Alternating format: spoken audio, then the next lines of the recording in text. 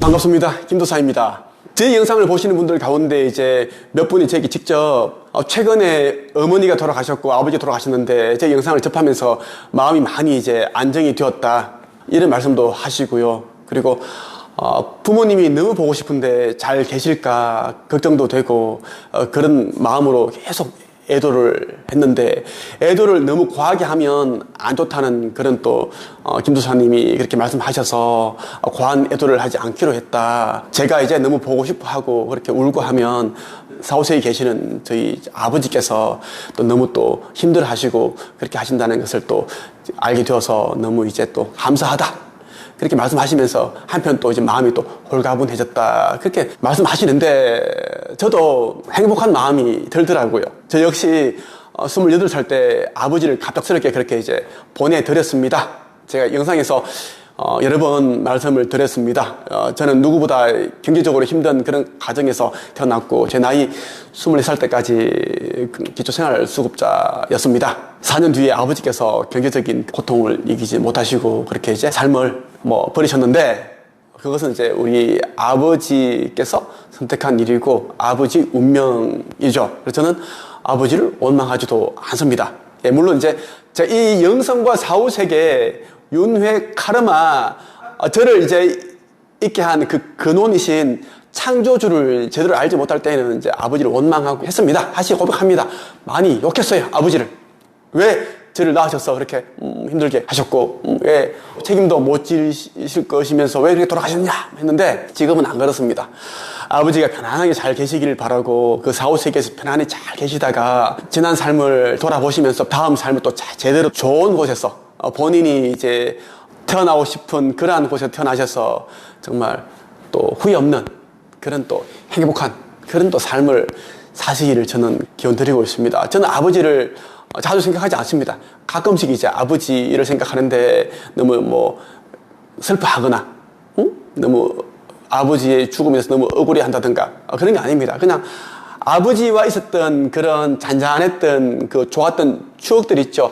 그런 추억들을 생각을 해봅니다. 내가 7살 때, 8살 때 우리 아버지는 나를 보면서 어떤 생각을 하셨을까? 아버지가 이제 시장에 가셨다가 이제 장을 보고 자전거를 타고 오시는데 나는 새별 자전거를 타고 이제 그 마당까지 또 타고 그렇게 갔는데 그때 아버지는 어떤 또 기분이셨을까? 그런 걸 가끔씩 해본다라는 거예요. 그럼 또 과한 이제 추모에도 그리움이 아니기 때문에 돌아가신 분에게는 또 해롭지 않다라는 겁니다. 오늘도 여러분에게 티벳 사자의 서의 내용과 함께 말씀을 드리겠습니다.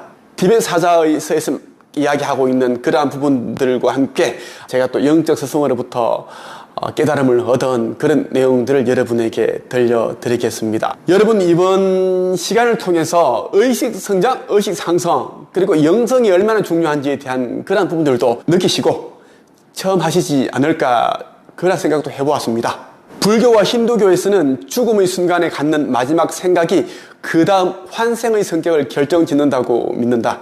인간은 죽음을 맞이할 때 자신의 생각을 올바르게 통제할 수 있어야만 한다고 인도의 현자들은 가르친다. 티벳 사자의 서에서도 그것을 역설하고 있다.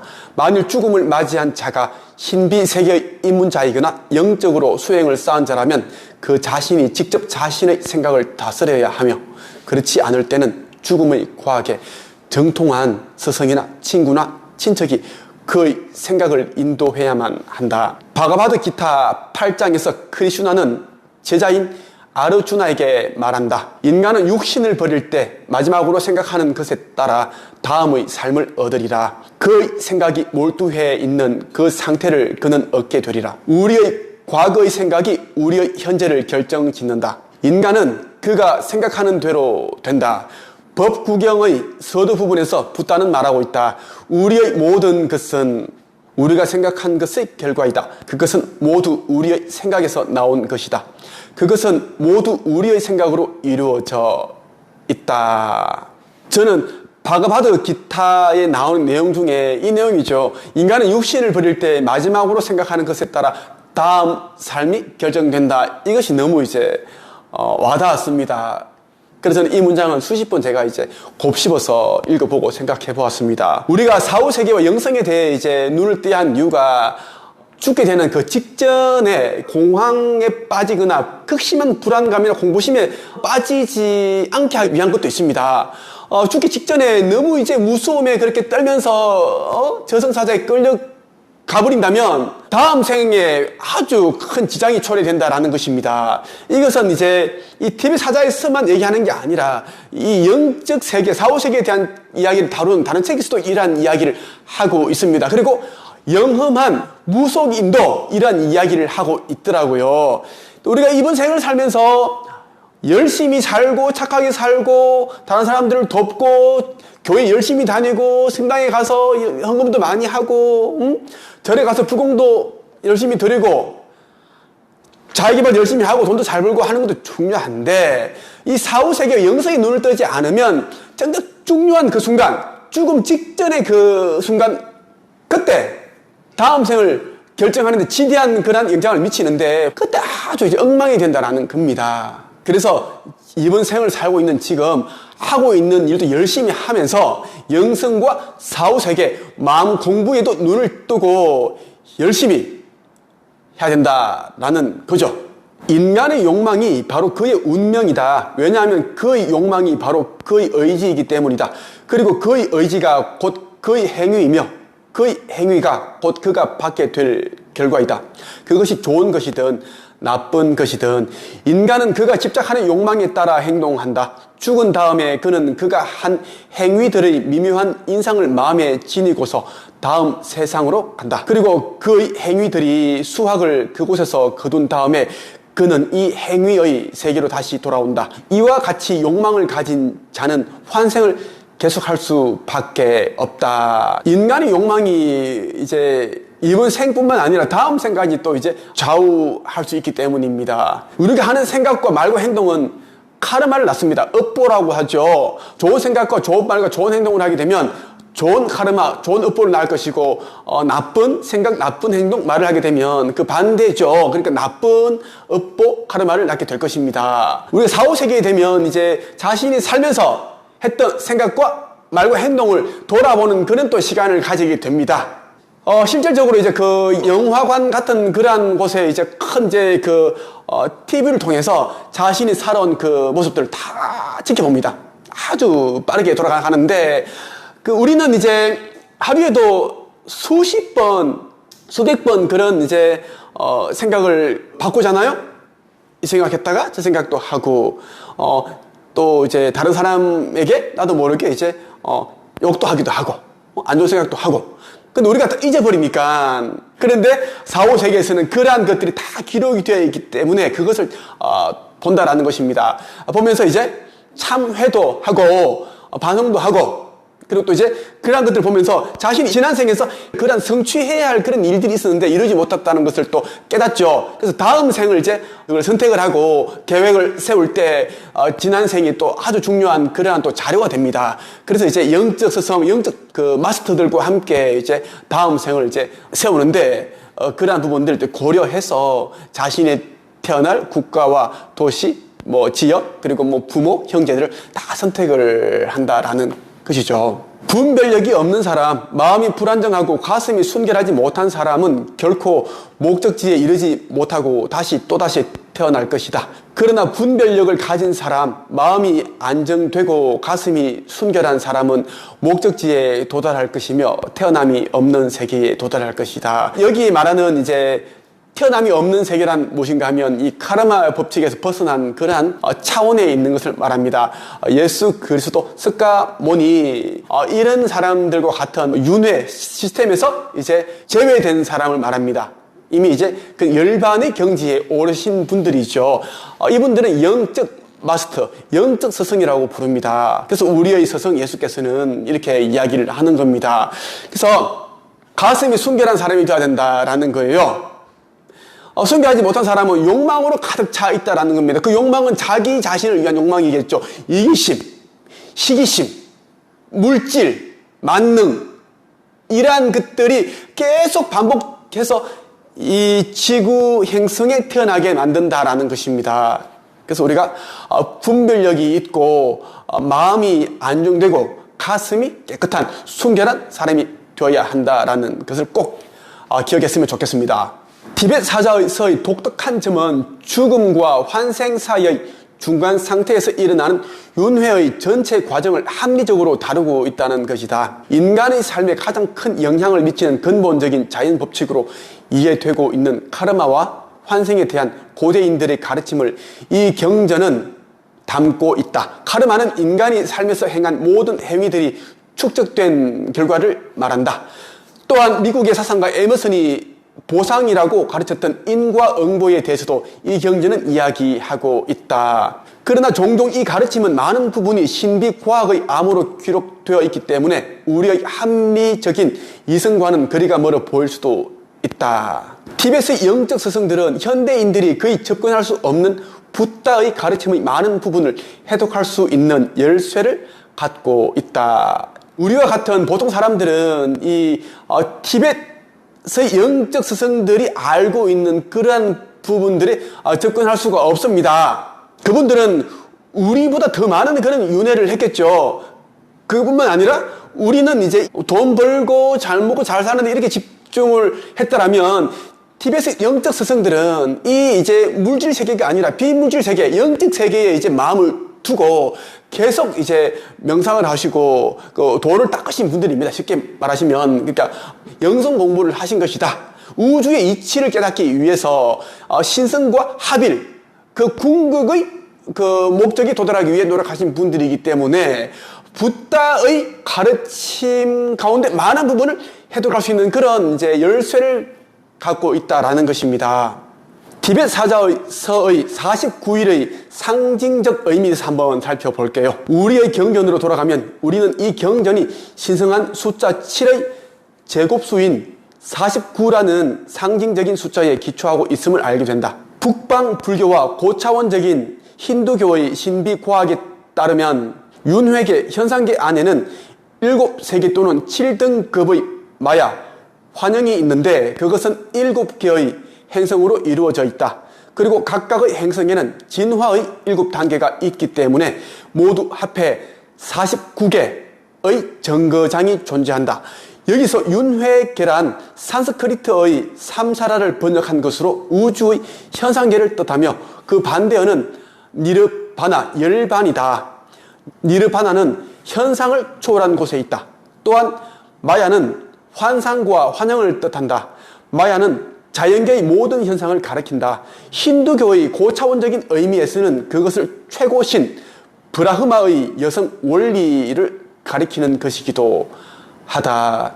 인간은 태아의 상태로 있는 10달 동안 어머니의 자궁 속에서 아메바에서부터 영장류인 인간에 이르기까지 모든 형태를 거치는 것으로 되어 있다. 마찬가지로 인간은 죽음을 맞이해 사후세계로 들어가면 이 세상으로 다시 환생하기 전에 심령적으로 그것과 비슷한 경험을 한다. 다시 말해 태아 상태일 때는 육체적으로, 사후세계에서는 영적으로 존재의 49 정거장에 해당하는 진화와 퇴화의 과정을 거치는 것이다. 또한 티벳 사자의 서의 49일은 7개의 신비의 모험들이 갖고 있다고 하는 49가지의 능력을 상징하는 것일 수도 있다.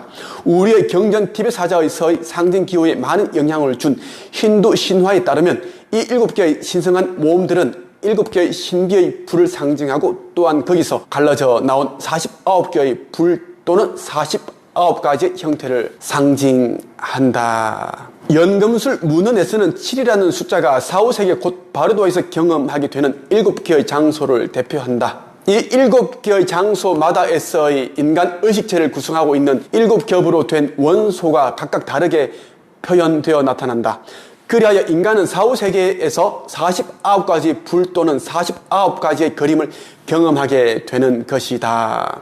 7이라는 숫자는 오랫동안 아리안족과 다른 민족들 사이에서 신성한 숫자로 여겨져 왔다. 요한계시록에서도 7일은 신성한 것으로 받아들여진다. 자연계에서 7이라는 숫자는 생명의 일정한 주기와 현상을 지배한다. 화학 원소의 주기율이나 소리와 색의 물리학이 그것을 증명한다. 티벳 사자의서는 이처럼 49라는 숫자, 곧 7 곱하기 7의 과학적인 기반을 두고 있다. 티벳 사자의서에서는 이 49라는 숫자, 이것이 뭐냐면 이제 49가지 불 또는 49가지 그림을 우리가 이제 4, 5세기 경험하게 되기 때문에 그렇게 이제 말을 한다는 것이고, 쉽게 말해서 우리가 죽게 되면 영계로 넘어가기 전 단계, 환생하기 전 그 직전에 있는 그 단계에서 49일 정도를 보내는데 다양한 그런 환영들을 만나게 되고, 또 본인이 이제 또 그 환시, 환청, 환각, 이런 다양한 것들을 경험한다라는 것입니다. 티벳 사자의서에서는 여러분들이 잘 알고 있는 불, 물, 공기, 흙, 이런 이제 원소들에 대한 이제 의미를 잘 설명을 하고 있습니다. 우리 행성의 첫 순환기에서는 한 원소만이 진화했다. 그것은 곧 불이었다. 윤회계를 지배하는 카르마의 법칙에 따라 그 불안개는 회전 운동을 시작했으며 마침내 불타는 둥근 구체가 되었다. 이 구체는 미분화된 원초적 힘을 갖고 있었다. 다른 원소들은 아직 태아 상태로 머물러 있었다. 생명은 최초로 불이라는 옷을 입고 나타났다. 그리고 만일 이때 인간이 존재하고 있었다고 본다면 중세의 신비 주의에서 말하는 불도마뱀들처럼 불의 몸을 입고 화신했다. 두 번째 순환기에서는 불 원소가 확실한 형태를 가짐에 따라 거기서 공기 원소가 떨어져 나왔다. 이 공기 원소는 달걀 껍질이 달걀을 싸듯이 태아 상태의 불행성을 애워쌌다. 그리하여 인간을 포함한 모든 생명체들의 몸은 불과 공기의 복합체가 되었다. 세 번째 순환기에서는 불행성이 공기 원소에 흠뻑 젖고 부채질 당함으로써 불의 성질이 분리되었다. 그 결과 수증기로부터 물 원소가 생겨났다. 네 번째 순환기에서는 공기와 물이 그들의 부모인 불의 활동을 중화시켰다. 그리하여 불은 흙 원소를 탄생시켰으며 흙 원소가 불을 감싸게 되었다. 우리의 행성은 현재 이 네 번째 순환기에 있다. 이것과 똑같은 상징적인 가르침이 고대 힌두 신화에 전해진다. 신이 우유의 바다를 휘저었으며 그곳에서 버터와 같은 딱딱한 땅이 생겨났다는 것이다. 여기서 우유의 바다는 불안개에 해당한다. 그렇게 생겨난 땅 위에 신들이 영양분을 공급했다. 다시 말해 육체를 갖기를 소원한 신들이 이 행성의 화신의 인류의 조상이 되었다. 그렇습니다. 이 말은 이제 성경에도 나오는 말입니다. 성경에는 뭐 네필림이라는 이 거인에 대한 이야기도 나오고 있고, 뭐 그런 이제 성경에서 말하는 존재들은 이제 외계에서 온 그런 이제 인류, 그런 존재를 말한 겁니다. 지금과 다른 그런 이제 뭐 인류였겠죠. 그 인류들이 우리 인류와 이제 뭐 성교를 통해서 우리 인류의 이 몸을 만들었다고 이야기를 하고 있습니다. 그러한 내용들이라고 보시면 좋겠어요. 티벳 사자의 서에서는 순서는 다르지만 사후의 처음 4일간 이 네 가지 원소들이 원초적인 형태로 사자 앞에 나타난다. 완전한 행위의 지혜를 상징하는 초록색 빛의 길로 설명되는 다섯 번째 원소 에테르는 우리의 경전에서 설명하듯이 인간의 의식 속에 있는 지혜의 기능이 아직 완전히 깨어나지 못했기 때문에 나타나지 않는다. 이 에테르가 정말 중요하거든요. 우리는 이 육신을 입고 있지만 앞으로는 우리 인간의 육신은 이제 에테르체가 됩니다. 에테르체로 바뀐다라는 거예요. 몸이 굉장히 가벼워진다라는 것입니다. 가벼워지고 굉장히 내구색이 좋아지죠. 물론 100% 에테르체는 아니고 반 에테르체, 그러니까 반물질체가 된다라는 것입니다. 자, 이 티벳 사자에서는 굉장히 정확합니다. 과학적으로 이야기를 하고 있어요. 우리 인류가 이제 진화하게 되면 궁극적으로는 이제 에테르체가 된다라는 겁니다. 우리의 경전 티벳 사자에서에는 이들 다섯 원소를 상징하는 다섯 명의 명상하는 붓다들이 등장한다. 그 붓다들을 불교에서는 오선정불이라고 부른다. 그들은 다음과 같다. 바이로차나는 에테르, 곧 물질의 집합체를 상징한다. 이것을 불교 용어로 색온이라고 한다. 아모가식다는 공기, 곧 의지의 집합체를 상징한다. 이것을 행온이라고 한다. 아미타바는 불, 곧 감정의 집합체를 상징한다. 이것을 상온이라 한다. 바젤 라스트바는 악쇼비아의 반영이며 물, 곧 의식의 집합체를 상징한다. 이것을 식온이라고 한다. 마지막으로 라트 나산바바는 흑, 곧 촉각의 집합체를 상징한다. 이것을 수온이라 한다. 한편 아디푸타 학파의 이론에 따르면 이 5명의 명상한 붓다들은 모두 아디푸타에게서 나온다. 아디푸타는 제6원소인 마음을 상징한다고 이 학파의 사람들은 말한다. 또한 이 학파에서는 의식의 집합체를 상징하는 바젤 라스트바가 아디푸타의 자리를 대신해 그와 동일 신의로 등장하기도 한다. 자, 제6번째 원소는 무엇이다? 마음이다. 마음이 모든 것을 결정짓습니다. 마음 이후에 우리가 이제 생각이 오고 생각 이후에 행동과 이제 말을 하게 된다는 것입니다. 마음에 의해 생겨난 것들이 이제 뭐 좋은 업보, 나쁜 업보, 좋은 카르마, 나쁜 카르마를 만들어낸다는 것입니다. 제6 원소는 마음이다. 우리의 티벳 사자의 서에서 에테르 원소는 바이로차나로 인격화되어 나타난다. 바이로차나는 모든 것을 눈에 보이는 것으로 만드는 자이다. 여기서 에테르 원소가 상징하는 것은 티벳 불교의 개념을 서양 심리학 용어로 바꿔 말하면 인간의 잠재의식이다. 잠재의식은 표면의식보다 한 단계 높은 초월의식으로 보통 사람들의 경우에는 아직 개발이 안 된 상태로 남아있다. 우리 표면의식은 그냥 현재의식 이렇게 보시면 되겠죠. 잠재의식은 말 그대로 우리 이제 내면에 가라앉아 있는 그런 잠재의식을 말하는 겁니다. 뭐 무의식 이런 걸 뜻하는데 잠재의식과 무의식을 이제 내가 원하는 그러한 편으로 만들지 않으면 여러분 이번 생에서 원하는 것들을 성취할 수가 없습니다. 하더라도 굉장히 어렵게 복잡하게 고통스럽게 그렇게 성취할 수밖에 없다는 겁니다. 그 이유는 이 책에서도 말하고 있습니다. 잠재의식은 이 표면의식보다 한 단계 높은 초월한 그런 의식이다라는 것이에요. 그래서 여러분들이 바라는 것들을 잠재의식에 깊이 각인시켜 놓아버리면 우주도 거부할 수가 없습니다. 여러분들의 소망을 잠재의식에 무조건 새겨라. 그래서 우리가 시각화를 하고 끌어당김의 법칙을 생각을 하고 기도를 하고 하는 게 잠재의식을 우리가 활용하기 위해서다라는 것입니다. 저희 영상을 보시는 많은 분들이 좋은 일이 일어나고 뭐 아팠던 몸이 이제 뭐 좋아지고 우울증이 이제 뭐 또 치유가 되고 그런 일들이 굉장히 많거든요. 그 이유는 뭐냐면 저는 여러분들에게 저는 이 영상 이 강의를 통해서 잠재의식을 바꾸는 방법, 내면의식을 바꾸는 방법에 대한 이야기를 이 우주의 법칙에 통해서 알려드리기 때문입니다.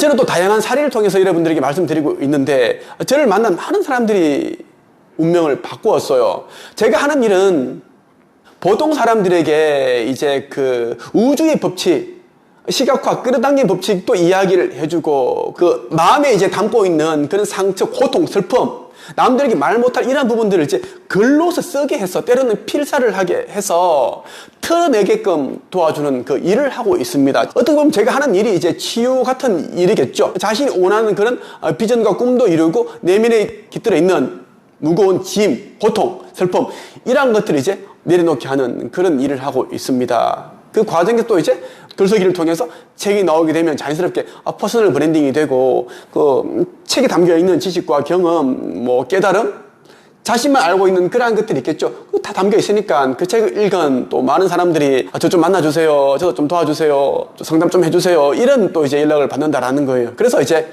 책을 쓰신 분들이 유튜브 영상도 찍고 유튜브로 활동을 하고 네이버 카페도 만들고 코칭과 상담하고 강연 다니고 그렇게 하는 겁니다. 그동안 저는 보통 사람들 1200명을 제가 빠르게 자신의 이름으로 된 그 책을 쓸 수 있게끔 도왔습니다. 그 가운데 이제 뭐 유명한 사람들 꽤 많은데요. 뭐 김세혜 작가가 있죠. 지금까지 3권의 책을 펴냈습니다. 그 친구에게 제가 이제 여러분들에게 말씀드리는 그런 우주의 원리, 우주의 법칙을 이야기를 제가 다 해주고 그리고 이제 책을 쓰면은 어떤 좋은 일들이 일어나는지에 대한 퍼스널 브랜딩 효과에 대한 얘기를 하고 그리고 지금 김세혜가 지금 네이버 카페를 운영하고 있죠. 그것도 제가 다 이제 그 원리를 알려주고 카페를 만들게끔 다 코칭을 했기 때문에 그것을 운영하고 있습니다. 김세혜는 이번에도 책을 펴냈잖아요. 그 책을 펴낸 이유가 보통 사람들이 자신 알고 있는 걸 사람들에게 이제 알려주고 싶은 거예요.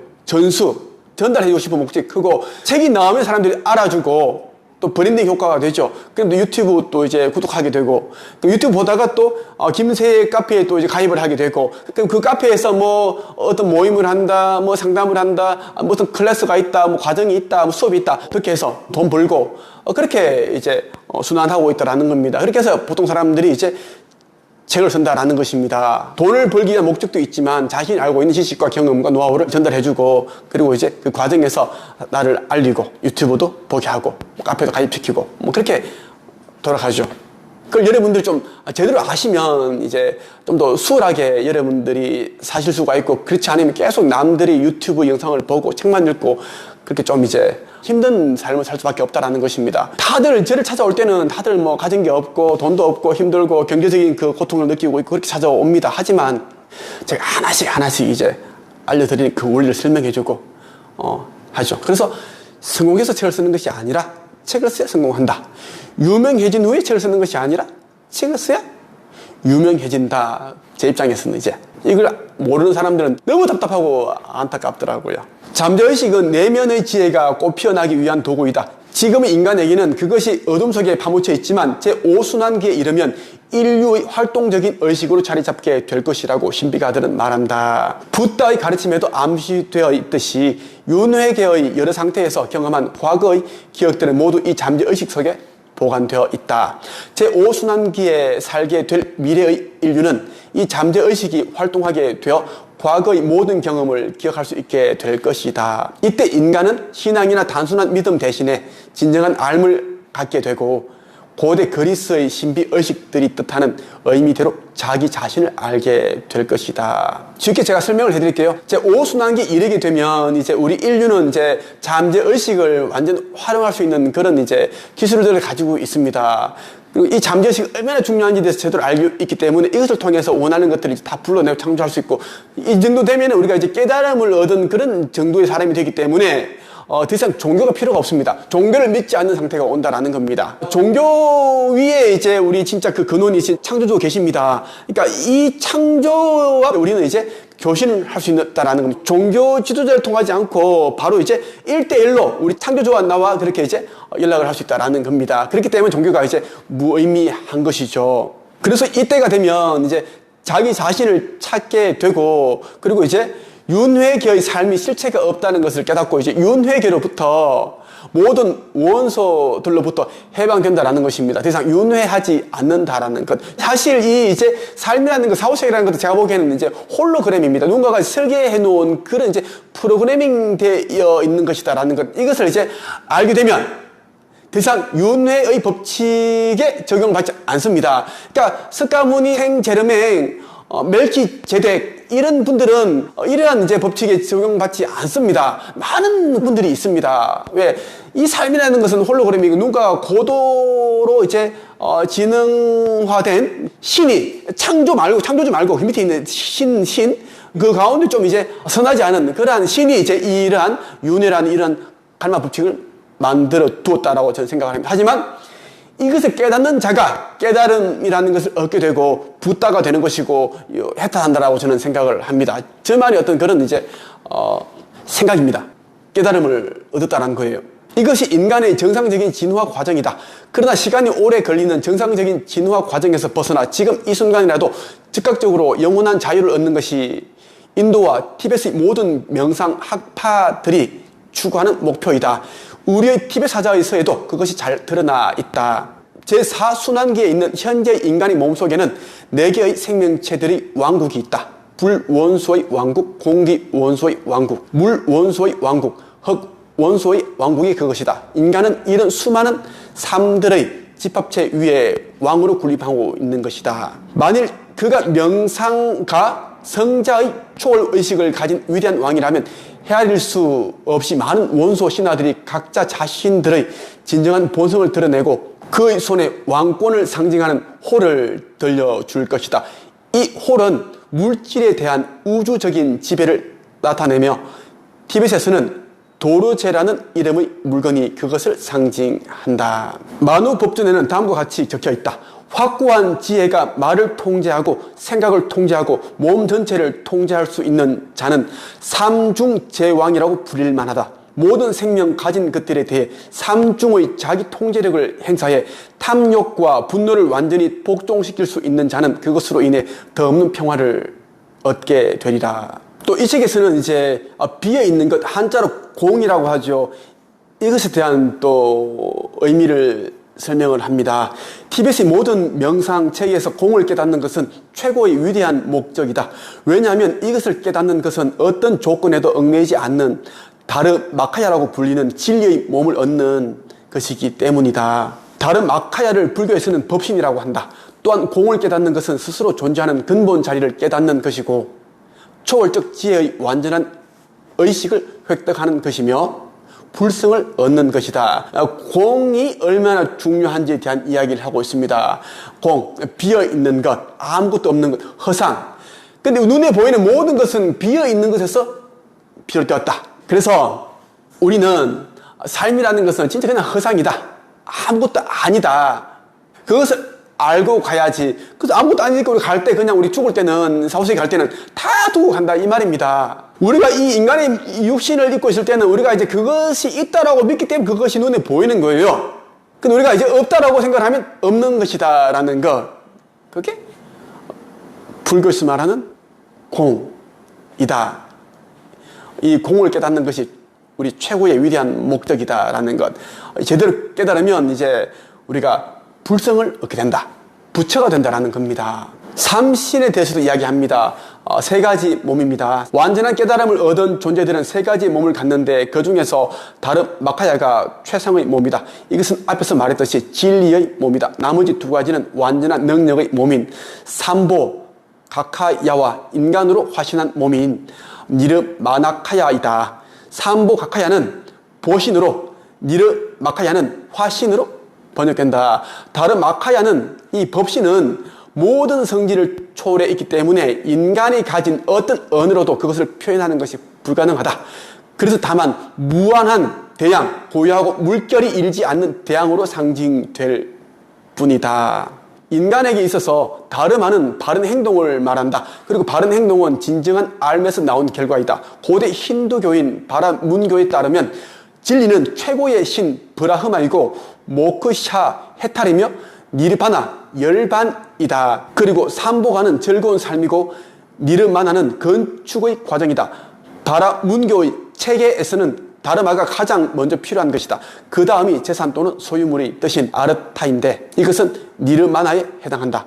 이것 다음에 삼보가가 있고 마지막이 모크샤 곧 해탈이다. 다르마카야는 형태를 갖지 않은 근원적인 지혜를 뜻한다. 모든 오류로부터 또는 타고난 것이든 우연적인 것이든 모든 장애물로부터 완전히 해방된 진정한 체험을 의미한다. 그 안에는 윤회계와 니르바나를 포함한 우주의 모든 본질이 담겨 있다. 다르마카야 이 법신이 최상의 몸이라고 이야기를 합니다. 왜냐하면 이제 누구에 의해서도 창조됨이 없이 스스로 존재하기 때문이고 형태가 없고 꾸며지지 않은 것이기 때문입니다. 이 법신 다르마카야가 최상의 몸이다. 티베트 사자의 서에서는 또 이렇게 이야기하고 있습니다. 우리의 눈에 보이는 현존하는 이 우주의 가 없는 파노라마에서 어떤 모양이 나타나고 어떤 소리가 울리고 어떤 빛이 비치고 또 어떤 것이 의식되던 그 전부는 삼신의 발현이며 놀이이다. 삼신은 모든 원인들이 원인인 삼중의 원리이고 근원적인 삼위일체이다. 모든 것 속에는 영의 본질이 편재해 있는데 이것이 곧 마음이다. 이것은 스스로 존재하는 것이며 개체를 초월해 있고 물질을 초월해 있으며 파괴할 수 없다. 모든 것 안에는 이제 영의 본질이 편재해 있습니다. 그러니까 신성이 깃들어 있고 그렇다라는 겁니다. 우리 물질을 구성하고 있는 이러한 것들은 이제 에너지가 응축되어서 만들어진 것들입니다. 이 물질을 쪼개고 나면 이제 이 원소 형태로 남겠죠. 에너지로 남는데 이 모든 것들이 다 또 신성입니다. 다 영이라는 거예요. 그래서 이 모든 것들을 우주, 삼라, 만상 모든 것들이 이 영으로 구성되었다라고 보시면 된다는 것입니다. 5가지의 지혜에 대해 또 이야기하고 있습니다. 다르마카야는 세상 10,000가지 사물에 편재하는 공이며 어떤 형상도 갖지 않은 진리의 몸이다. 그것을 구성하고 있는 것을 우리는 다르마디투, 곧 진리의 씨앗 또는 진리의 가능성이라고 부른다. 이 진리의 세계는 사후세계의 첫째 날에 명상하는 붓다 바위로 찬의 눈부신 푸른색 빛으로 나타난다. 그러니까 사후세계의 첫째 날에 명상하는 붓다께서 눈부신 푸른색 빛으로 나타난다는 겁니다. 바위로 찬하는 형상을 나타내는 자, 우주 물질계를 무수한 형상으로 눈에 보이게 하는 자죠.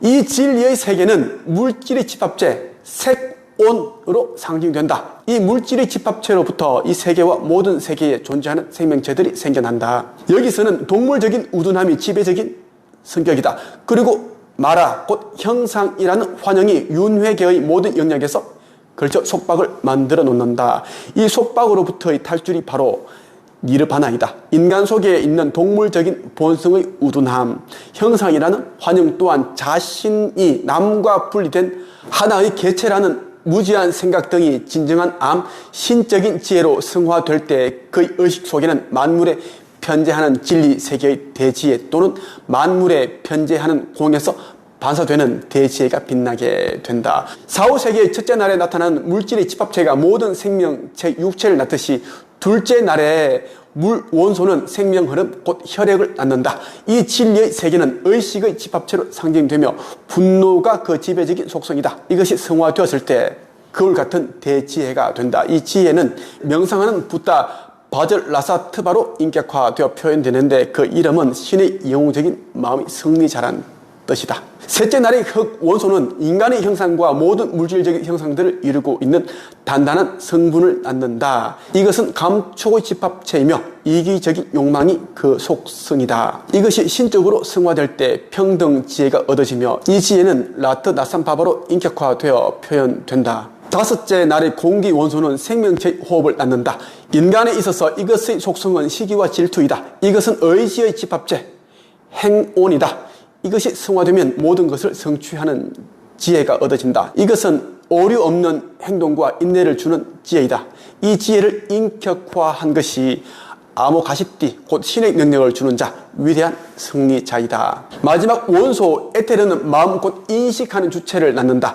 또한 이것은 사후세계의 중간 상태에 머물러 있는 사자의 몸을 낳는다. 하지만 이것은 사자에게는 나타나지 않는다. 왜냐하면 우리의 경전에서 말하는 것처럼 의식체 속의 지혜의 기능, 다시 말해 초월적인 붓다 의식이 일반 사람에게는 아직 개발되지 않았기 때문이다. 모든 인간들이 태어나면서부터 갖고 있는 이런 신적인 속성들 또는 신적인 원리들에게 사자는 마치 입문식의 상징적인 절차를 거치듯이 하나씩 안내된다. 자신을 시험하고 자신 안에 있는 신의 속성들이 꽃피어 났는가 어떤가를 발견하기 위해서다. 다섯째 날이 지나면 사후세계에 나타나는 환영들은 점차 신적인 속성이 사라지고 사자는 그 대신에 현란한 환영들의 세계 속으로 점점 깊이 빠져든다. 그리고 고급스러운 성질을 가진 빛들은 점차 저급한 성질의 빛들로 퇴색해 간다. 마침내 사후세계의 꿈들이 저절로 희미해지고 그의 마음에 담긴 사념들이 악몽 속의 유령들처럼 출몰 할 때 사자는 사후세계의 중간 상태를 지나 인간계나 그 밖의 다른 세계에 다시 태어나게 된다.